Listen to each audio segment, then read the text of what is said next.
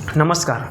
आजच्या व्हिडिओमध्ये एका अशा आपण फळाबद्दल जाणून घेणार आहोत की ज्याही काही तरुणांच्या समस्या आहेत की अशक्तपणा आहे, इरेक्शन येत नाही आहे किंवा इरेक्टाईल डिस्फंक्शन आहे, प्रीमॅच्युअर इजॅक्युलेशन आहे आणि त्या सर्वांच्या मुळाशी हस्तमैथून केलेलं आहे. त्यामुळे भरपूर अशक्तपणा आलेला आहे.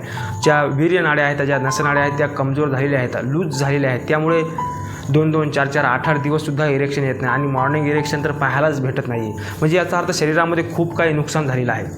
आणि म्हणजे ह्या तर मुख्य समस्या आहेत अशक्तपणाच्या, पण आणखीसुद्धा भरपूर समस्या आहेत तरुणांना की नाईटफॉलसुद्धा होतो. म्हणजे हस्तमैथून आता करण्याची गरज नाही आहे की नाईटफॉल होत आहे, म्हणजे पूर्ण नसनाड्या लूज झालेल्या आहेत आणि ते होत आहे. आणि काही प्रकरणामध्ये हस्तमैथून सोडून दिलेलं आहे भरपूर दिवस, परंतु तरी पण नाईटफॉल होते. तर का होते? कारण की पोटाची गरमी, पोटामधली जी उष्णता आहे त्यामुळे सुद्धा डायजेशन खराब झालेलं आहे. कारण की जीवनातली जी प्राणशक्ती आहे ती अतिशय संभोगामुळं, अतिशय कामुक विचारामुळं, अतिशय वीर्यस्खलन केल्यामुळं प्राणशक्ती नष्ट झालेली आहे.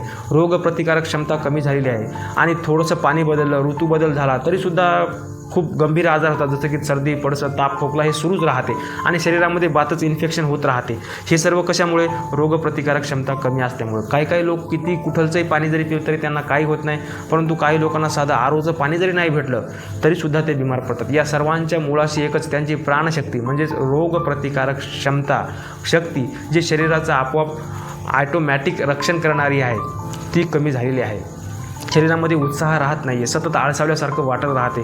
कोणाचे जास्त वीर्यस्खलन झाल्यामुळं खांदे दुखतात, पाठ, मान, कंबरदुखी, चेहरा निस्तेज झालेला आहे, डोळ्याचे, कानाचे, केसांचे असे विविध प्रकारचे आजार सुरू झालेले आहेत शरीरामध्ये. कारण की काय आहे, जे आवश्यक असलेले जे पोषक तत्व आहेत ते मिळत नसल्यामुळे अशा प्रकारचे विविध आजार होतात. तर त्यापासून मुक्त होण्यासाठी एक अशा फळाचं सांगणार आहे, ती पद्धत सांगणार आहे. त्या पद्धतीनं जर तितके दिवस तुम्ही जर फळ जर घेतलं तर तुम्हाला नक्कीच रिझल्ट दिसून येतील की चिरतरुण व्हाल, लवकर म्हातारपण येणार नाही. असे अनेक त्याचे फायदे आहेत. म्हातारपण म्हणजे काय? शक्तीचा, उत्साहाचा अभाव. आणि जर तुमच्यामध्ये ती शक्ती, उत्साह, तेज, ओज जर असेल तर तुम्हाला नक्कीच किती जरी वय झालं तर तो तुमच्याकरता फक्त आकडा असेल. बाकी तुमच्यामध्ये उत्साहाची आणि शक्तीची कधीही कमतरता पडणार नाही. म्हणतो की बघा, जे दुबईचे शेख लोक आहेत त्यांना एकापेक्षा जास्त बेगम असतात आणि त्यांच्यासोबत यथेचे संभोग करतात, तरीसुद्धा त्यांच्यामध्ये काही शक्तीची कमतरता नाही त्या शेखमध्ये. आणि त्यांच्या बेगमलासुद्धा ते व्यवस्थित सॅटिस्फाय करत आहेत. तर त्यांच्या आहारातला जो मुख्य भाग आहे ते म्हणजे काय? खजूर. तर तेच खजूर संपूर्ण जगामध्ये शक्तीचा सोर्स, पॉवर हाऊस म्हणून ज्याला खाल्ल्या जाते, असा जे पॉवर हाऊस ते जर तुमच्या आहारामध्ये जर असेल तर तुम्हालासुद्धा त्याचप्रमाणे तुमच्या संभोगामध्ये, आयुष्यामध्ये, शरीरामध्ये शक्तीचे, उत्साहाचे रिझल्ट दिसून येतील. तर त्यासाठी खजूर कसं खायचं आहे? रात्री 4 ते 5 खजूर हे दुधामध्ये भिजू घालायचे, सकाळी त्यातल्या बिया काढायच्या आणि ते खजूर खायचे, पाठीमागून दूध प्यायचं आहे. त्याच्यामध्ये योग्य प्रकारची नॅचरली साखर आहे आणि विविध प्रकारचे पोषक तत्वसुद्धा त्यामध्ये आहेत.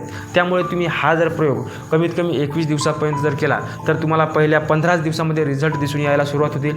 21 दिवसानंतर तुम्ही म्हणाल की मला अशक्तपणा म्हणजे काय, शीघ्रपतन म्हणजे काय, इरेक्टाईल डिस्फंक्शन म्हणजे काय, कॉन्फिडन्स लो म्हणजे कसा असतो, हे सर्व काही तुम्ही विसरून जाल. आणि हा प्रयोग घरच्या घरी अत्यंत स्वस्त करण्यासारखा आहे आणि जरूर करून बघा. हे कफ वगैरे, शरीरातली उष्णता यापासून तुम्ही सहजरित्या मुक्त व्हाल. धन्यवाद.